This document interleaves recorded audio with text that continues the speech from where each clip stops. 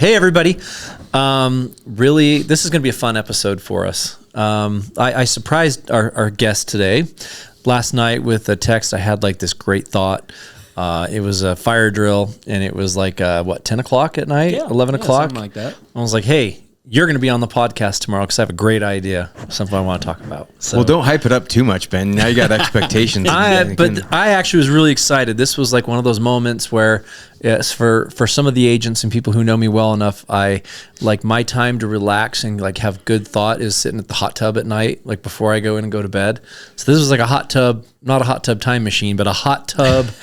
I also moment. had hot tub relaxation. Yeah, I night. was in the hot tub last night getting ready for my wind down routine, and I was like, you know what? We should shoot this episode. We can title this the tell all, story of Tampa in our Tampa office location. Yeah, so great.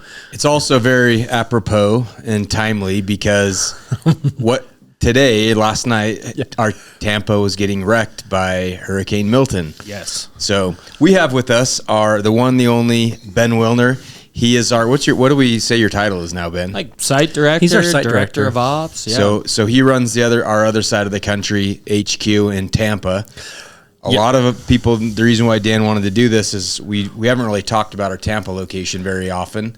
probably not as much as we should, because I think that there's partners, agencies, agents, carriers even, who don't think, it's not like they're top of mind when they think about our organization and visiting us or supporting us. And they always think about HQ here in Utah. And it's like, no, we have a great, beautiful 16,000 square foot office space in Tampa with leadership and with a team and everything else there. And we just don't really talk about it very much. Yeah. And it's burgeoning. There's lots of room to grow, and so the foundation's been set, the flag's been planted, and that's what Ben's doing. Yeah, exactly. So he was like stepped up. So that's what I think we wanted to talk about, is because when we think about the business and really how it is in any size of business, whether you're a single agent out there, you work for an insurance carrier, regardless of the size or the scope of the organization, there's like big stepping stones or growth points of the organization, and how you actually land, make that determination, how you actually execute that and grow the business. It's harder than most people think. And sometimes there's not like this perfect cookie cutter formula to do it. And so anyways, I to there's a perception that's like out there, and I think that's what we want to kind of talk about. Tell all. Well, Ben, why don't you first tell the story about how because you have an atypical insurance path. Tell us how you got into the business in the first place and landed with us, and then we'll talk about like our Tampa strategy and why and what we've been doing there. Yeah, and this is going to sound terrible too. Is it 3 or 4 years you've been at the company? Almost 2. So. Okay. It just feels like long. All right. See? Right. And that's on the record. Like, Dan, wow, what a dumbass said that. It's like a strong marriage, Yeah. It feels twice as long as it's actually been. Exactly. So I guess like the way I started in insurance, I started working for a company called Policy Scout and came on with them. They were a lead gen company in the insurance space, came on with them as an account manager, was selling our calls, like our warm transfer calls and our leads to different companies. Were you our lead rep? I can't remember. Yeah, you were. Yeah, you were the one that was selling us. That's right. Exactly. Selling us the leads back in the day. Exactly. So I started there. I helped run like all the leads and the lead platform, and sold all that to different companies, SelectQuote, the UHCs of the world and all the different call centers. And then we had a call center in Florida that was doing all our transfers. Then we started up a call center in Utah because we said, we can replicate that here. So we started that. I ran ops for that and reporting. And then we started up a life insurance brokerage. So, they came to me and they're like, hey, you want to learn something new again? And I was like, yeah, sure. So I got licensed to sell life insurance, got on the phones, sold. Final expense? Final expense, yes. Yeah, great product, Memorize that script. Oh, yeah. Yeah, and it was great. Learned a lot, like selling, and then ended up like doing all of our training, contracting, the certs, and then ran the whole floor. And I think we got up to like 30 reps while I was there. And so then I I left there after like 3.5 years, went to a tech company, and then there was an opportunity that opened up here about 10 months later. And Yep. So you mentioned that they'd also had a call center. Let's talk a little bit about Utah and Florida. Well, before we even go there too, and I remember when you first came on too, you had a life license, and we said, hey, let's get you a health license as well. Yep. And the one thing that we're really big on here from a process perspective and learning and teaching is like, there's no better way than to do it yourself and learn how to do it. Yep. So that was one of the things that we did, is got you licensed in health. And I even remember you sat in a class of people who you were responsible to be their, their manager, and you're in the same class getting your license, with them. I was just learning right along with the rest of them. But we say that because we appreciate that model. It's we don't ask people to do things that we wouldn't be willing to do. Yeah, there's definitely something to that, where we say all the time, like, how are you going to teach other people to do it if you actually don't know how to do it yourself, or if you've never done it? And that's one of the things that we've seen in the industry is it can work, right? You can find people that are operators or that grow businesses or get into this where they haven't actually done the work. They haven't sat belly to belly and done appointments or sold policies, but it is much harder. You're learning the concepts and such. It's like me coaching tackle football. I didn't play football, but I've learned to be a pretty decent coach for at least the little kids. Yeah. Yep. So that's one thing that we added, but what's, the Tampa thing, and I'm trying to even think back of our tell-all episode of why we even, we wanted to grow. Anyways, you're going to... Yeah, I was going to say, well, from my memory, it was Tampa and Utah are pretty... they're weirdly unique in that both have a lot of call centers, and specifically the health industry. And the reason Utah might seem a little weird, but there's a lot of the Mormon Church, LDS churches here, and there's a lot of people that go on missions all over the church missions all over the world. They come back, they're used to knocking on doors, talking to people, and learning languages. And so as a byproduct of that, there's been like a cottage industry of a lot of call centers and sales teams and door-to-door teams. You have that entrepreneurial kind of itch there too.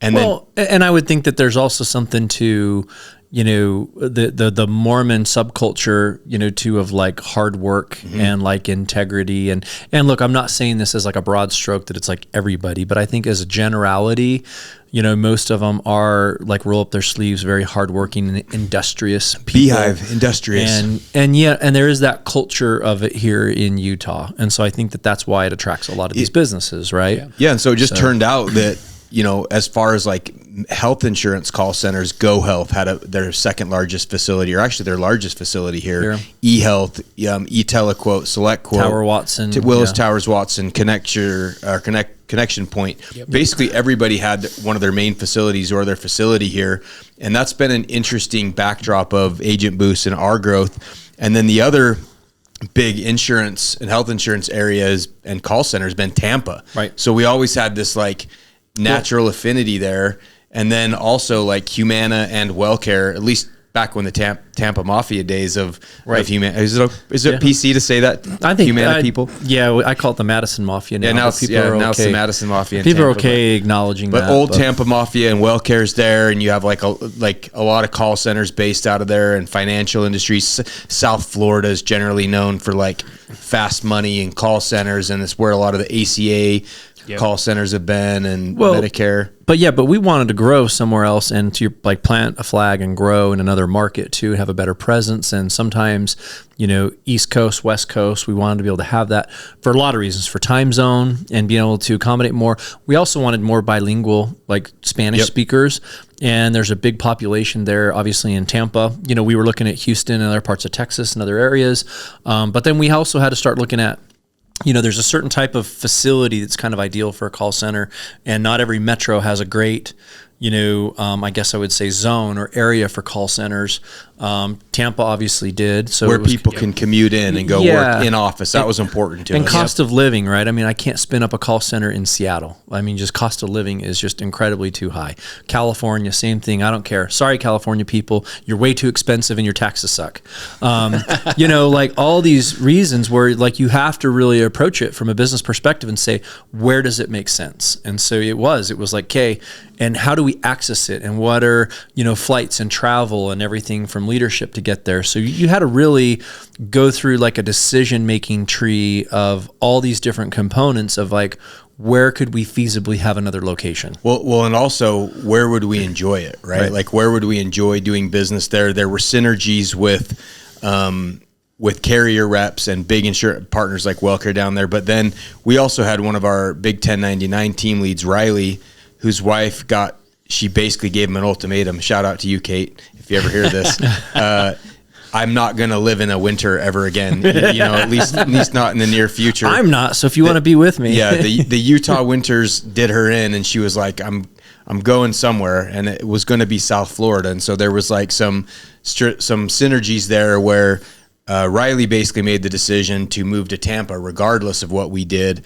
And so then you had everything kind of started aligning. We were really ramping up like with WellCare and some of our other partners that we do a lot of business with virtually. And so we went out and started exploring, and we literally, Paul and me and I wasn't even on the trip, by the way. I didn't even explore. Yeah. That's how much Dan trusts others in the leadership. Is I'm like, hey, I think we should sign this long-term lease on this 16,000 square foot space that you've never been to or never seen, and we should go spend all this money and do this. And it's like, okay. Let's jump off the building first and then build an airplane to figure out how to make it work. No, but honestly, like I think that's important for people to be hearing, because we joke about napkin math all the time here in the company, because there is like that formula to where I'm running projections, forecasts, financials, and everything off of like this, and then I'm going to factor in this percentage of give it a little bit of cushion, and then what about that? Okay.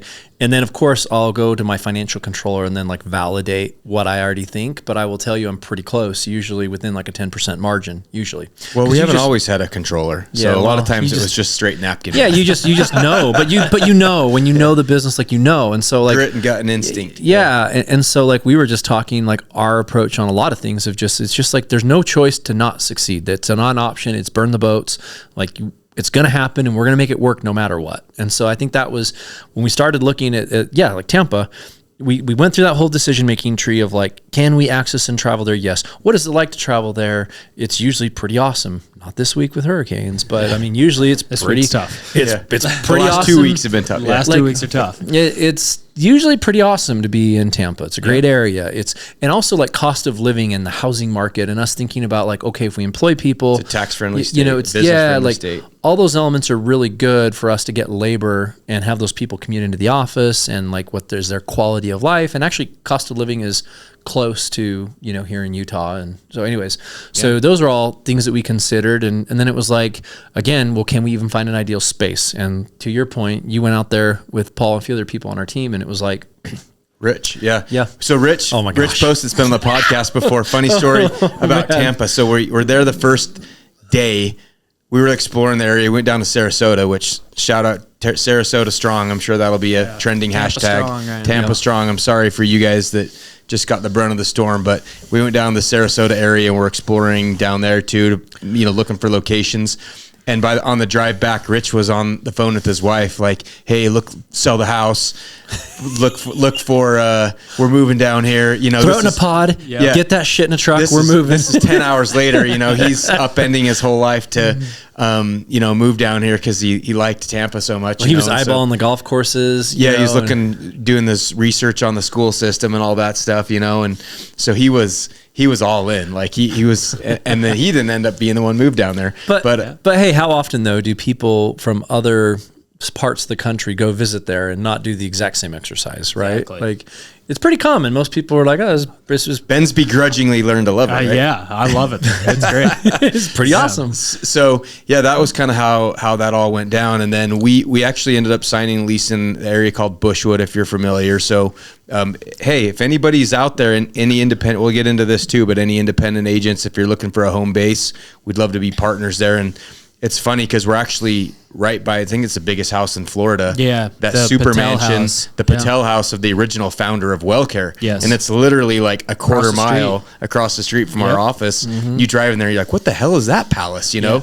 And then I'm doing research and I'm like, that's fortuitous. It's the founder of WellCare, one of our, it's meant to be one of our big partners. Yeah, exactly. And anyway, there were some synergies there. And so it just kind of felt right.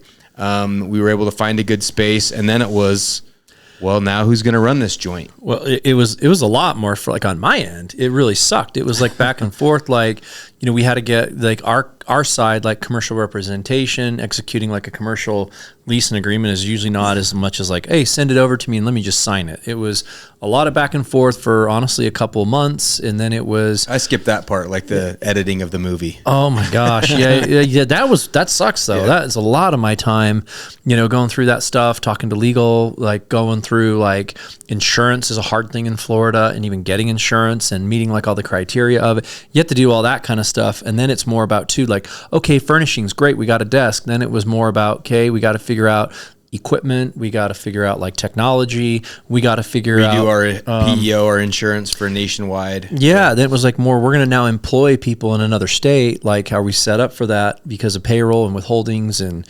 taxation in those states. And then we got to figure out, not only just like MDM, as they call it, like mobile device management for compliance. And can we monitor what's happening there from an IT perspective? It was like a ton. Like, we got to set up a wireless network and who's the providers, and all the way down to getting a coffee machine working in a printer. So then we had Amber. That's where Amber and Nico came in, like yeah. IT infrastructure and setting all that, and Amber making it livable and homely. Yeah, and we had homey, not home, not homely, but we had to have our our staff here in Utah making trips out there to get it all ready and up to speed and getting it prepped for occupancy and getting it so you can just turn on the lights and go. And that actually took more work than maybe people would realize. And today I got Nico recording it. He's like shaking his head over there and he's like, those were long days down in Tampa getting it all ready. It was a lot of work. And of course, one of the biggest decisions is like, hey, who's running this day to day here? Because it's not me, right now. Who's going to run this thing, right? So talk to us about that, Ben. How did that come to fruition? Yeah, so I didn't know about any of that stuff that went into it. For me, it was like beginning of July. Paul was like, hey, we might open a call center in Tampa. I'm like, cool, man. That'll be a lot of fun. Cool. He goes, if we open it, you're going. I'm like, yeah, well, we'll see what happens. And then literally it was probably 3 weeks later, he goes, hey, guess what? Like, we signed a lease in Tampa, you're going. And I was like, oh, great. When? He goes, like in a month. So I had like 3 or 4 weeks, get my stuff together, like move all my stuff to my parents' house. So I had storage, and then got on a plane. Like, I think it was originally I was supposed to be there like 90 days. So like I got on the plane I had like a suitcase and a hockey bag, and that was it. And that was it. And then we catfished you. But you know what?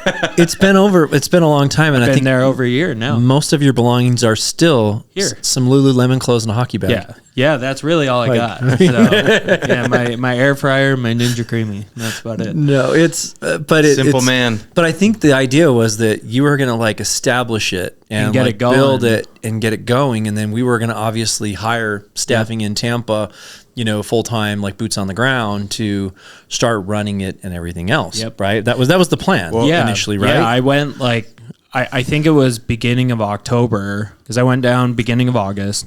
Beginning of October, I was like talking to Paul. I'm like, we got a backup plan? Like, anybody coming down to relieve me? He goes, I don't know. And I was like, all right, well, you know what? I'll just, it to be him. Yeah. I was like, I'll just stay. And I stayed through AP. Then I came home, and you and me talked. And well, but I'm going to give you a little more credit than that, Ben, because you're a humble guy. But I will give you your flowers, sing your praises, though. But you got down there and you knew, like, hey, this is a division of the company. It matters. You could see the investment and what went into it, and you took ownership and accountability for it too, which I appreciate. Like, I really want you to know that. Like, it was incredible because we were getting things going when you were there for 3 months, and we actually, because I'll ask you more about like details about like hiring people and how do you hire people when it's you in an empty building and you're coming in for an interview process. Like, cool, where's the staff and the team? Like, you might be it, I mean, looking at it's different when you're starting from ground zero to build it. Yep.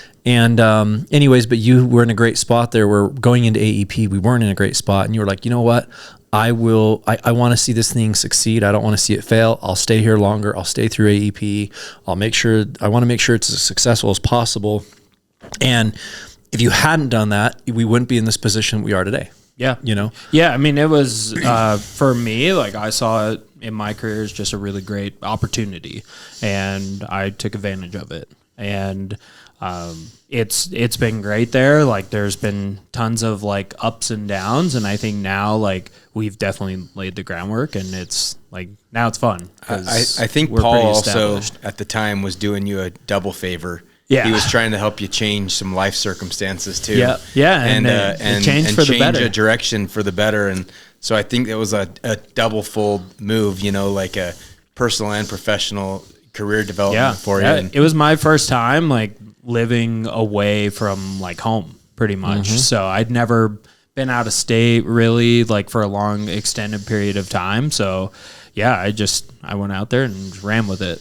Yes. I haven't looked back. Sometimes, like, you know, a change in scenery is great, you know, from a professional and personal perspective. You know, sometimes, you know, people listening can probably relate where they take some job with a company, they relocate or something, and it totally sucks and they want to come back. And other times, you know, they relocate and it's incredible. And they're like, man, why didn't I do this sooner? You know, and I have another Mike statistic that I can't really remember where, like, it's maybe I'm half making it up. You know, it's like 87% of all statistics are made up. I just made that up, you know, but where like a certain percentage of successful people have moved away from what they consider like their home. Like there's a high either way, there's a high correlation of like people who have achieved high levels of success and those who have like left their home state or their home, you know, metro where they grew up because, you know, there's so much. It's you out of your comfort zone. That forces you to grow and develop. Well, that's because typically they're doing it because there's an opportunity, right? And sometimes they're willing to go to another opportunity. It's no different than going back to like your roots of, you know, like instinctual hunter-gatherer where like you're willing to expand your hunting grounds to, you know, a larger area so that you can like bring home the bacon. Yeah. You know what I mean? Yeah. So. I think for me, like you know, at first I was kind of bummed because like I'm a very routine person. I'm like, oh, it's going to break up my routine. But the closer and closer I got to it, and then after getting down there, I just said like, I'll make the most of this every single day that I'm there. And it's paid off for me. It's been great. Like, yeah, but let's also be honest too. Your compensation was better too, right? We made better compensation. Yeah. Your housing arrangements are not bad. Yeah, I live right in the middle of downtown. It's great. Right by the Riverwalk. Yep, by the Riverwalk. I can walk to the Lightning games. So yep. So could be worse. Because I remember there were a couple. I was never there for it, but there was a couple housing choices. Like here's an option. Here's an option. Here's an option. Yeah. One was like cockroach infested skis. Well, initially it was that apartment complex across from the office. Yeah, I remember Paul walked in. He told me about it. He walked in and he said, Ben won't live here. And he walked out. Yeah, I mean, you know, there's a variety of housing choices in a market. Yes. And that one, fortunately, was not for you. No. And so, yeah, it was kind of like, I remember getting like packets because I always tell people like I need a decision. I need my decision. I make a lot of decisions on a daily basis, and I need to give me 3 to 4 choices tops. Like that's all. So it was like I remember getting a packet of like, okay, housing for Ben in Tampa. It's this, or this. Here's your options. Here's what it is monthly. Here's what it'll be if we can buy out the annual fee and do it annually. Here's what comes with it. Here's the pictures of it. Here's the amenities or whatever. And it was like. Yeah, that one's more, but I really don't want him to hate it and want to come back and screw us. Let's do this one that's nicer. And it was like, that was the decision-making tree, kind of like, well, I actually think that if it were me and I were in your shoes, that's where I would want to live. Yeah. So I think so too. For me, like I never saw any of it before I went. So you saw more than me. Right. I didn't see the apartment. I didn't see the office. I've never been to Tampa. So like, I mean, I didn't. Took some blind faith there, my friend. Yeah. Good for you. And to kind of like indicate for what we ended up doing initially with the housing place was we started off on a month to month where obviously we said, okay, we don't know how long this is going to be. We don't want to do a full year lease. So let's do a month to month. And then it was like for a car, let's start with getting a monthly car rental, and we were getting absolutely screwed on that. I can't remember how much. You should have been driving like a Mercedes or something sweet. I should have. Yeah.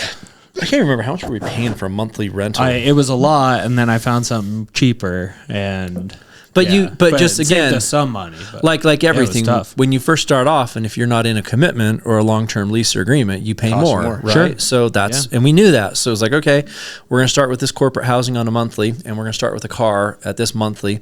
And then over time, as things started to progress and things started to evolve and it was going to be longer term, it was like, okay, can we went from like a 2-bedroom down to like a 1-bedroom. Yep. And then we went from that to... we went from the corporate to just a regular apartment. Yep. And I got furniture, and then Yep. we got rid of the rental car, and I bought a car. And you got a car credit instead. Yep. And so we did all those things that as we refined and went through the process, we cleaned up some of the expenses in the P&L to make it a little bit better as we started to get a little bit more clarity about the opportunity. Yep. Right? Yeah. So, just to kind of summarize for the business principles here is, we expanded the empire, so to say. We identified the opportunity. We went out there, we cleared the ground, so to say, staked the flag. Ben went out and was willing to invest in it. And we committed, we proved out the concept at first. Basically, hey, can we hire people? And it's looked a little bit different so far than I think we initially thought it was going to. Correct. Because initially we thought like there'd be a handful of W-2, sales reps, a handful of ACA, and then half filled with like independent agents and 1099s, kind of like we have here in Utah. And it was meant to replicate that. And the demographics, let's talk about that in a minute, but we've changed and we've leaned into it, and now we've entered in this optimization phase, right? Where we identified the opportunity, we've proved out the concept, and now we've moved to be profitable.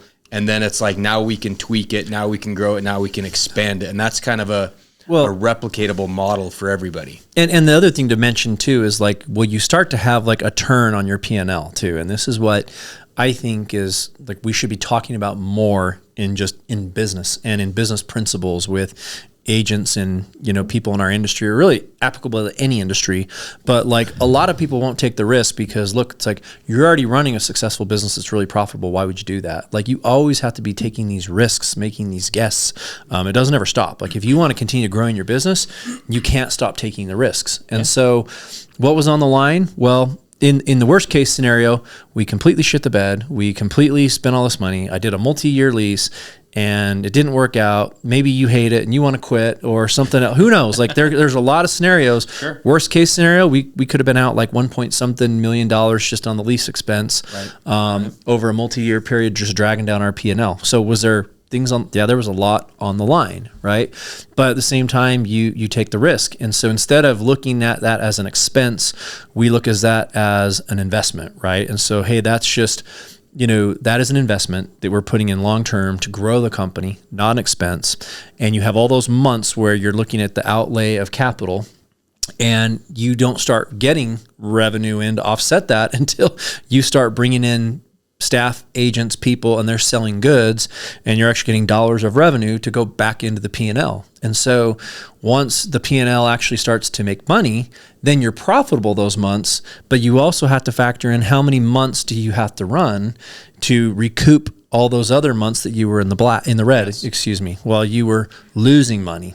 So that's the bigger equation that I'm happy to share that people should be thinking about. Yeah, I think that's a good point, Dan, is, in any business, and we lose money in this business fairly frequently on certain ventures or opportunities. And then we make quick adjustments and course correct. Throughout my life, throughout your life, I've made a lot of decisions that in the past had caused me heartburn, where I've lost money. I've made a bad business decision. We've made a bad investment, and successful people change that.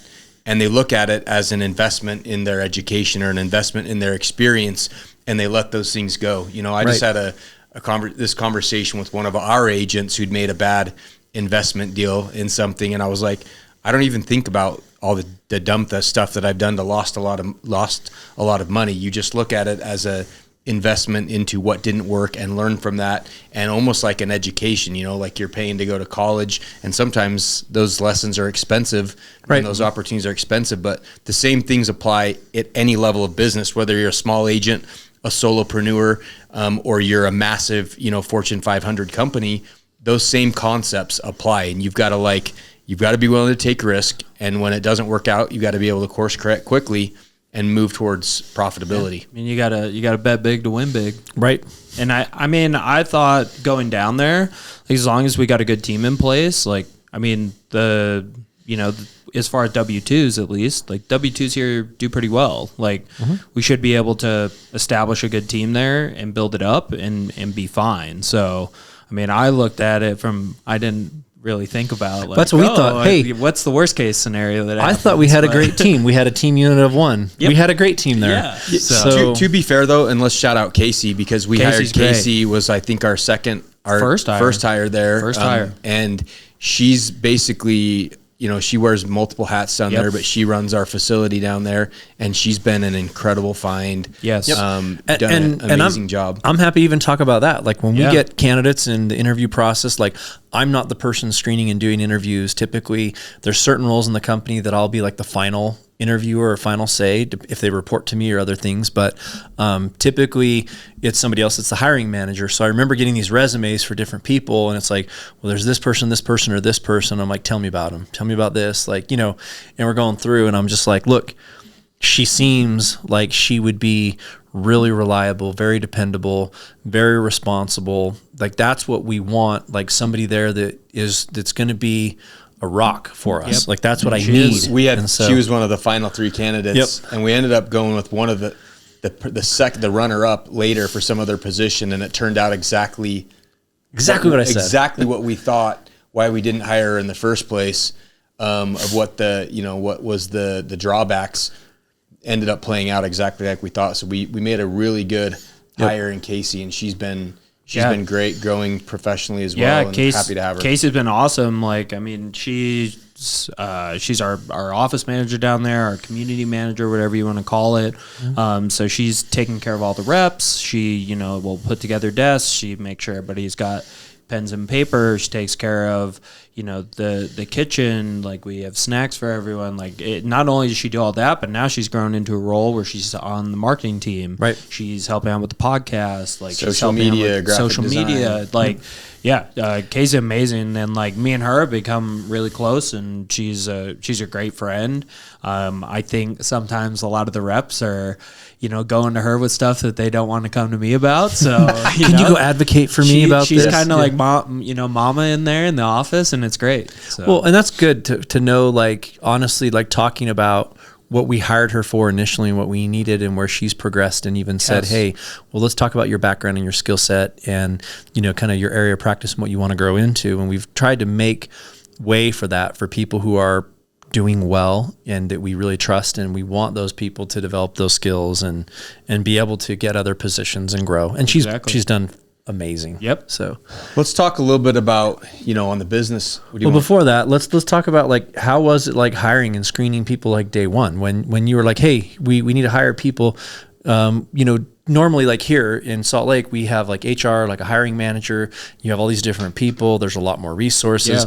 In Tampa, not the case. When you first got there, it was you. Yeah. So you had to do all the interviews. What's funny is I didn't do any of the interviews on any of the people. Paul and Kira did it, and Jeff. Yeah, Jeff took care of ACA. Paul did the Medicare. Like, Kira did all the screening. So, like, I literally walked into, like, how many day one reps do we have still there? Nella was day one. Nella, Ray, and Migdalia are all there. Like, and Nella's moved up into, like, a sales coach position. Yep.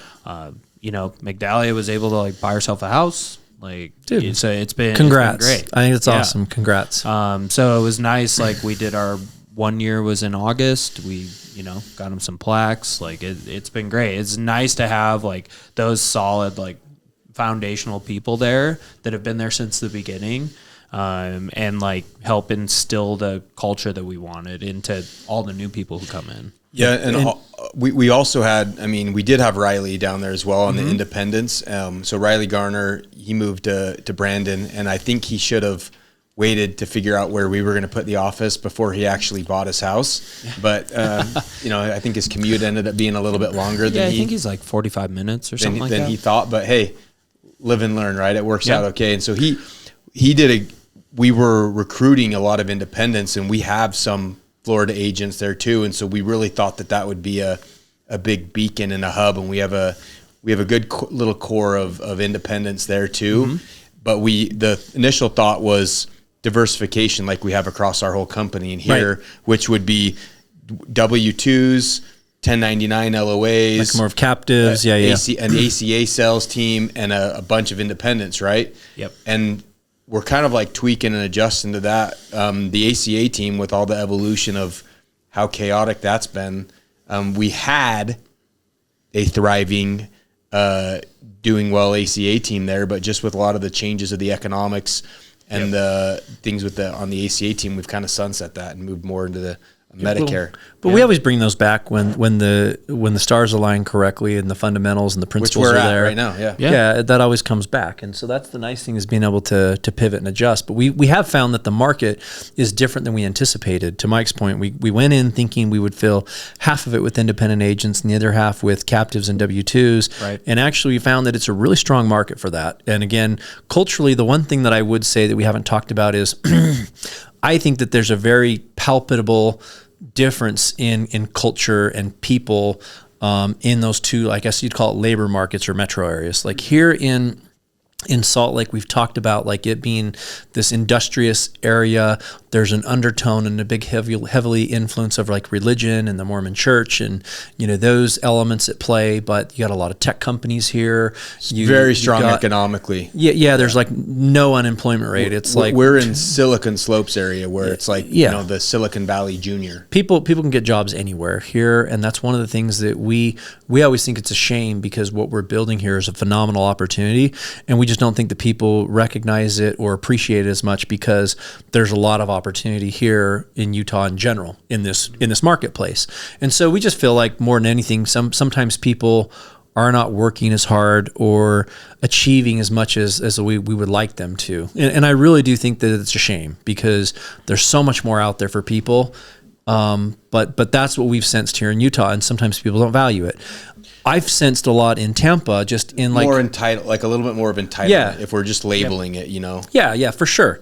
When I go out to that Tampa marketplace, though, like I feel like all the people that I'm interacting with are like, they're hungry. They're like working hard. They're grateful, like appreciative. and there's like more of a, I don't want to like call it necessarily, it's more of a melting pot, and there's people from all walks of life, and they're just like trying to level up. They're trying to like make a better way that's what I get the sense and the feeling of a lot. Yeah. And so they're like just willing to just bust it out and like grind it. Yeah. And so it's they hustle down there. That's for sure. That's the one nice thing about the office there. I think they all have that in common, is or that trait is they will hustle because they want to better their lives. Like they want to make, a lot of them have kids. Like they want to make their lives better for their kids. I mean, we've had, like I said, McDallia bought a house. Like Robert Sanders bought a car recently. He didn't have a car. Like he was riding his bike to work. So, like people have been able to make some like pretty significant changes in their life just by being there and working their butts off. And it's awesome to see.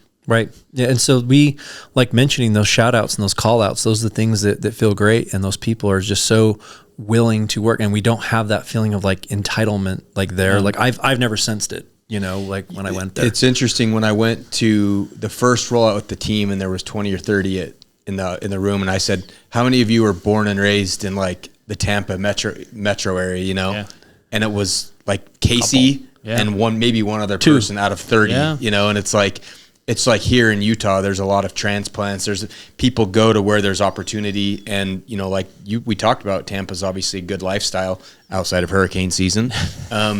And it's beautiful, and the economy's thriving. There's lots of opportunity, but there is that, and I think a lot of it comes, there's some of that immigrant culture that comes into where you have people from South America and other places that come, and they're just really wanting to take advantage and maximize the opportunity, And so I think that's interesting.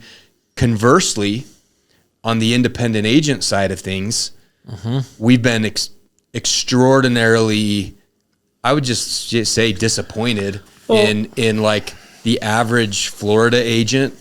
And, we historically had avoided Florida because it's very difficult. It's very chaotic. It's like Southern California in the insurance industry. It's very fast. It's very competitive, high population, very complicated market from an outsider looking in, but But let's be honest. The other part that is still true to this day, and why we stayed out of there, is that agents will leave for the next best opportunity if it's like pays them $1.10 more. They're off and on to the next. And we've even seen that with our employees. Yeah, we have. You know, yeah. So and they're on to the next. And from our perspective, it's really short sighted, because usually when someone's jumping at those opportunities, they don't last, and they're not sustainable, and they're not great. And so, that's great for a month or 3 months or 6 months, but how often do people jump at those opportunities? And then they have this long period of figuring out what's next. And if you really put that over a time period, you didn't get any further ahead. In fact, you're probably behind. If you would have just put in the work and had a great opportunity and plugged in and gone, you'd be a lot further ahead. Yeah. And I think, looking at like the agents that we have, the ones who have like really like thrived, and the ones who are working hard have been with us for a long time. Like, cause we haven't hired that many people down there. I mean, we have 17 right now, I believe, just on the W-2 side. Right. 3 have been there for a year. I mean, and Casey, when we hit January, we'll have 4 more people who will hit a year. Yep. So tenure's growing. Yeah, tenure, for sure. Yeah. And, the other handful of reps we have. Jeremiah Cisnani and Rick McGuire coming in. We got some good reps there. I think like some of them have like kind of found a home, and they like it there, and they work hard, and they don't want to leave. Hey, and by the way, if you are listening for some reason and you're in the area and you're looking for a home, Hillsborough County. Yeah, we're in Carrollwood, 3350 Bushwood Drive. Yeah, come on. And one of my observations, just kind of talking about Florida agents, is it's interesting to me that we've probably had 40 or 50 independents that we've had to come in to work in the office, and I think we have 100 agents in the Tri-County area there. So we have a good base, but a lot of people don't want to go in and work in the office. It's very weird and bizarre to me that Florida has almost, because of this like migratory, it's become a very virtual or remote opportunity. Yes. And a lot of agents are like, well, I don't want to drive. That's 30 minutes to the office, or I don't want to. Right. I don't want to drive into the office and work. I'm going to work from my home. And it's like, well, you're not productive. You're not doing anything. Or let's just say they're new and they don't know the systems and technology. Yeah. And it's so much easier to help somebody at the computer and help them versus let's jump on some Zoom and try to like diagnose it from here and teach you how to use this remotely. That's really hard. Or, people think that they're good at selling, but it's a different sales process. Or they're not at a giant call center where literally every word pops up on a screen for them to read.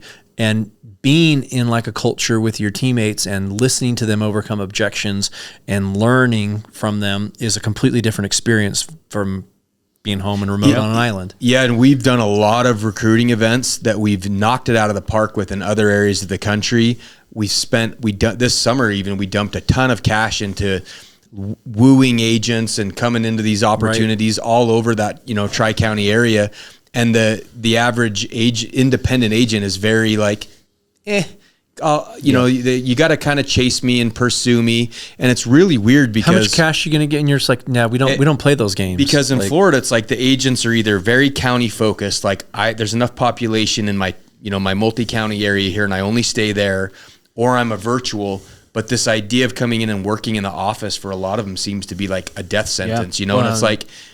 Hey, we have this model that's proven out where even if you come in and learn in office and get a base established, you're going to be very successful. Do it for 2 months. And you have people that are like, oh, well, I live in Orlando. I'm like, yeah, it's an hour and 20 minutes away. Freaking drive over and go to a training, a couple.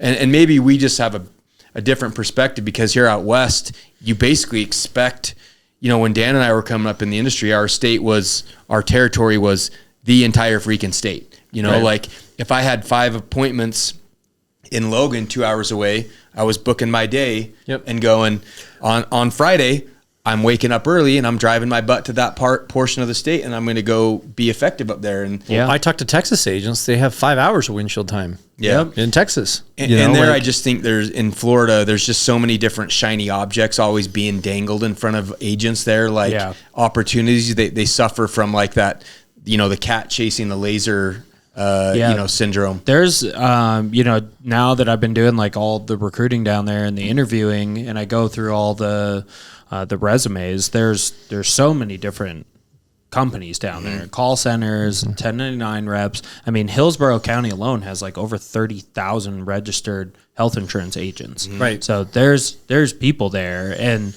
I've had people like, oh, well, I'm losing time to sell by driving. I'm like 30 minutes. Like, yeah. So again, it's that catch-22, right? There's the benefits of it, and then there's the difficulties of that Central Florida, South Florida market. And so we're right now in this phase of optimizing. Well, what is great at it? Well, let's build this workforce that does want these opportunities, and let's stack it and fill it with that. And then we'll kind of like, build these other field agent opportunities around. So if you're a field agent out there and you're like, what? That doesn't sound right. Like, that's not me. And Prove me wrong. You're in Florida. Hit us up. Yeah. Hit us up, because it's a very different animal than what we're used to dealing with. I would say pretty much anywhere outside of Southern California. Yeah, let's be honest. It's not like we're just like a Utah agency and like, oh, we don't know. It's like, no, we deal with agents. We have literally agents with our firm in every single state in the entire country, except for maybe Alaska, like no, North Dakota. Yeah. Are there agents in North Dakota? I don't know, but I'm just saying, like, pretty much throughout the entire country, we have agents, and so we are used to dealing with very diverse, different marketplaces, and yeah, Florida is its own thing. Yeah. So yeah, I mean, and we've traveled all over the past 5 years on building our markets and developing all over Texas and Tennessee and all over the West and everywhere, Washington, coast to coast, and Florida is its own unique dog. It's its own unique opportunity. But I think we figured out like what does work now. And it really did take us 3 to 6 months of trial and error and doing different events and working with different agent types and figuring out like, again, what was the marketplace like there and adapting to that. And so we've been talking about that, in conversations in this last week of what does this AEP look like and what is next year going to look like. And I feel like now we have a pretty winning formula. And for the record, I would have to get with Charisse to know like our controller on like when we started to make profit. But Tampa already, I mean, we barely had the 1 year anniversary in August. First week of August. I mean, we're recording this like in early mid-October, and we're already making profit out of our Tampa office, which I think is a huge feat, because if you really look at a big investment and not having no staff, no anything, and all the investment, and you go, it's only been like 12 months later and you're already profitable, that's a pretty hard feat. And so, but I would tell you that I'm not saying that's because I'm a genius, because I'm wonderful with financials. I would say that like it's the people, right? And so you've done a great job. Yeah. Like you have, like your leadership's been great. Your accountability there's been great. You've gone above and beyond like what a lot of people I think would be like, well, here's my role and here's my criteria, and I'll do those 7 things and that's all I'm going to do. You've said like, hey, I'm going to run this like a founder's mentality of like, I got to take ownership of this business, like what's here. I got to own it like it's my business and make sure it works. Yeah, so. I think the biggest thing down there, like kind of looking back at all of it and what was most successful is definitely like our team. And if you're going to go start, an office somewhere, like you need solid, stable people that fit in and fit the culture that you want to have. And it needs to be welcoming to new people. Because like you said before, like, people are walking in and like it's a big office and it's not jam-packed full every single desk, right? So you kind of have to sell them on the vision of the company and the type of culture that we have down there and the business and where it's going. And I think the majority of the people who have come in have just said like, yeah, there's a ton of room for growth here. And I like the vibe when I go in the office, everyone's working hard. We got music going, like everyone's happy. Like I want to be here. And I think that's been like the most successful thing for us is just having a very, very solid team and picking the right people. Right. Yeah. And I wanted to add on to what Dan said with what you've done, because I was doing interviews today and I explained the same, guy to a potential content creator. And the way you add value, whether you're an employee with a company or you're your own business owner, is you go in and you do the work and you add the value first. And you over index disproportionately, and you create such a gap of like, you know, what you're being compensated versus what your value is, and it'll eventually come, right? Like so many people, and that's why I've appreciated so much what you've done, is like you're getting yours and you'll continue to be a critical piece of our company, and we very much appreciate you. And Nico's the same way, and a lot of our staff members the same way, where they go in and they just continually deliver value. And that's how they create their worth, right? You have a lot of people that are like, well, if you pay me this, then I'll decide if I want to like back in the effort there and provide my worth there, versus let me make myself so invaluable that you guys are going to have no choice than to pay me what the market demands or what I would do. Right. And that same concept goes for you guys. Even if you're just an independent agent, if you're out there working for a carrier, people these days have this idea of like, if you pay me, then maybe I'll do it, you know? And it's like, no, go in and freaking prove your worth. Yes. Go in and go to work, make it so you can be trusted. You can rely on your delivering results. And it's just like, man, I have no choice but to like reward this guy and compensate him accordingly. Right. Yeah. And I think I couldn't agree more with you, because you have tons of people who it's like, I'll just do what's in my job description and that's it. And I'm okay with being okay. Oh, you asked me to do something else? Oh yeah. I can't do that. Yeah. You're like, if you're not going to pay me more, like, oh, hey, it's 5:30. This might be enrollment. I'll call this person back tomorrow. Right. You know, if you want something, you have to go get it. No one's going to give it to you. You got to bust your butt. And sometimes, you got to stay there longer. I mean, when I first got to Tampa, I was working like 70 hours a week, 80 hours a week. I was there on Saturdays. Like, it didn't matter. I got the job done, and now everything's under control, and I don't have to work 70 hours a week. Right. But, it paid off. And it took a little bit of time, and we're still figuring it out and making it better. And now you have, Casey's been a big help after she came in, and then Nella's role has changed a little bit, and she's helping you more. And we were talking about our forecast for next year and body and head count. I shouldn't say body count, head count. That's Ben's different. Body count. That's different. Head count. Sorry, count. Mrs. Wilner. Yeah. So we were going through head count and what that might look like, and then of course staffing for it and everything. So, and it's going to get better and better. So I wish I were even more prepared to know, like, at this month, and had I talked to Shreese before I came on to do this, I'd have been like, at this month whatever, that's when we started to turn a profit.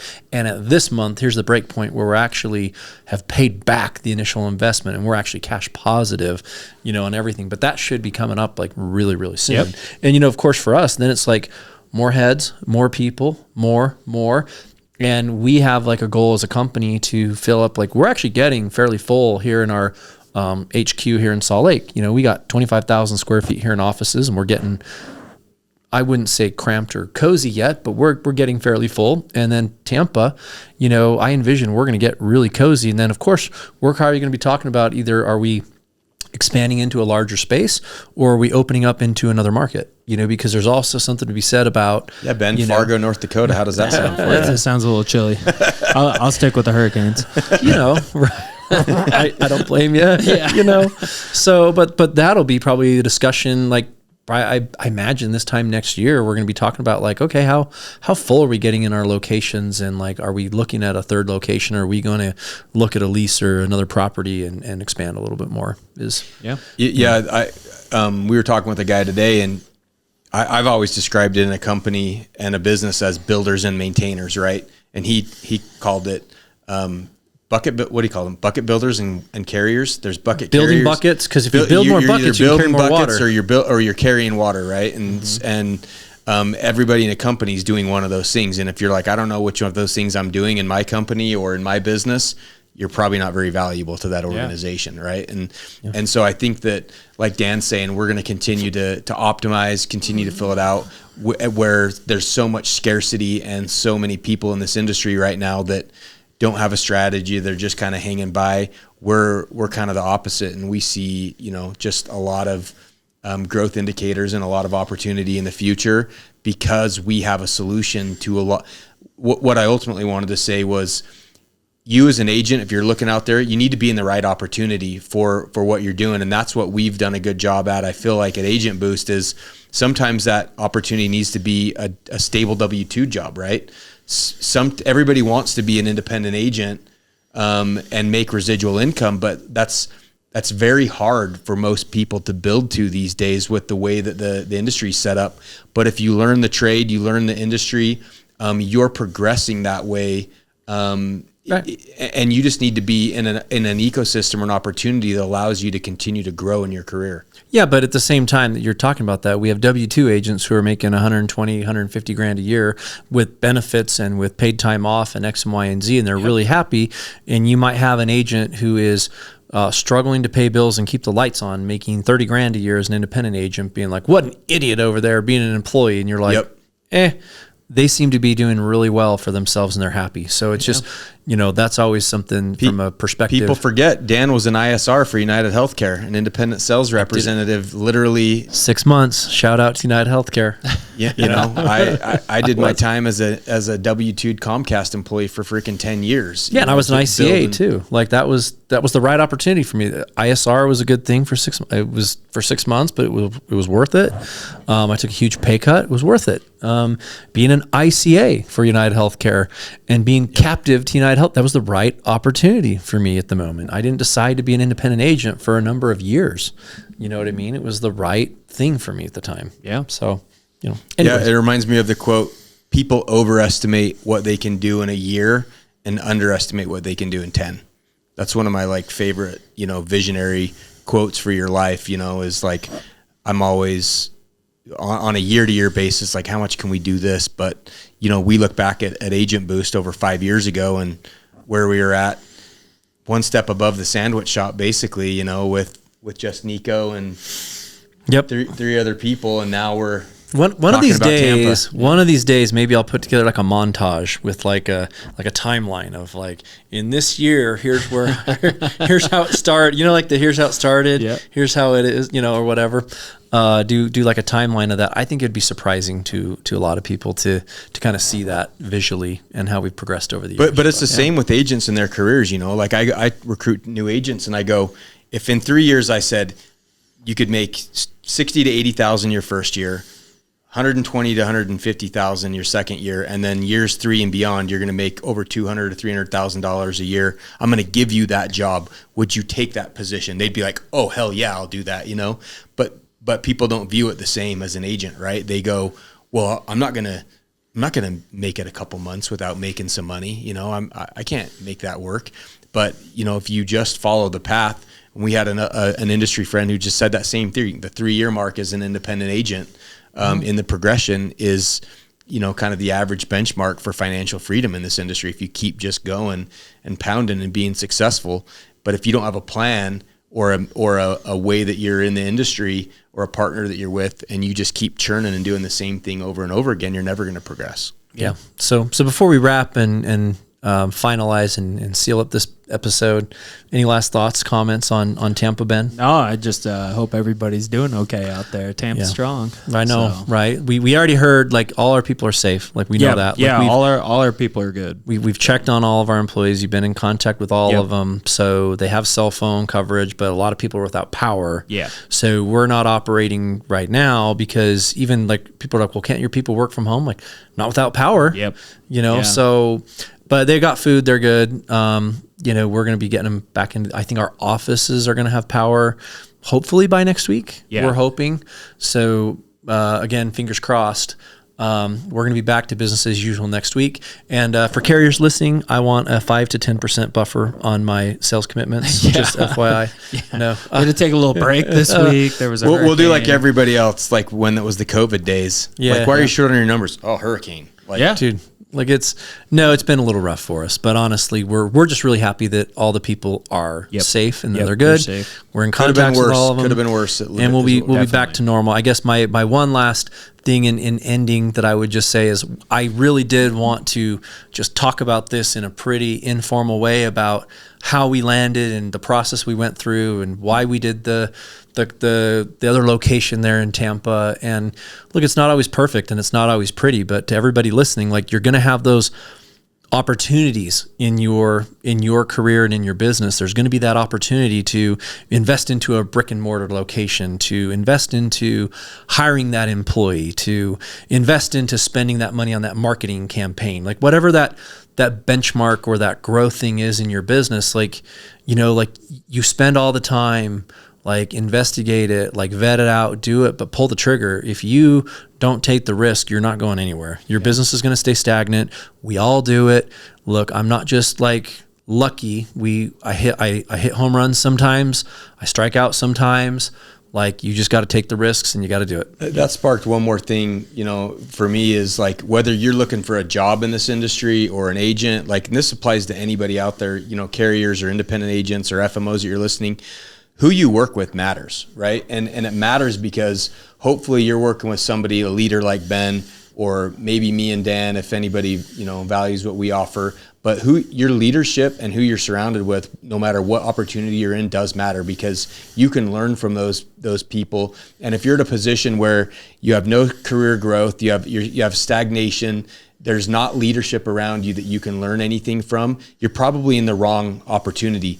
But if you're working at a place where maybe you're underpaid, maybe you're undervalued, but you're actually able to learn from people and the opportunity that are going to pay off dividends multiple, you know, I think that's a very underrated aspect that people don't look at as much these days. Is, are you in an opportunity with people in an environment? Are you on a team that's going to help lift you up and grow you to one day you can be where you want to be?